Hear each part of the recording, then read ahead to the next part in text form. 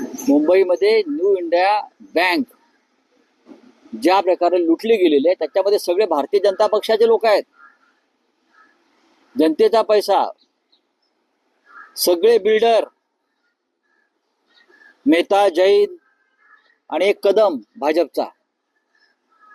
आता कुठे गेले मुलुंडचे पोपटलाल? आता कुठे गेले? एवढी मोठी बँक लुटली गेली शेकडो कोटींना. आता हा मुलुंडचा पोपटलाल कुठे लपलाय, कुठल्या बिळात लपलाय? आता का बोलत नाही तो?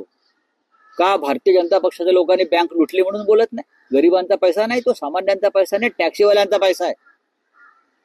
जॉर्ज फर्नांडिस यांनी स्थापन केलेली बँक आहे. आता तुमच्याकडे कागदपत्र पुरावे, आता ते ईदीकडे का जात नाहीत? आता ईदीला का सांगत नाहीत? आता काय पत्रकार परिषदा घेत नाहीत?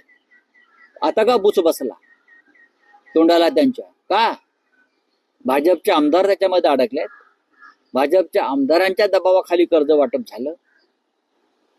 बोला ना, देवेंद्र फडणवीस यांनी उत्तर दिलं पाहिजे याच्यावर. काय गुन्हे दाखल करताय तुम्ही? कोणाला गुन्हे दाखल करताय? सगळ्या बिल्डर ज्यांना पैसे मिळाले ते सगळे भाजपशी संबंधित आहेत आणि RSS संघाशी संबंधित आहेत.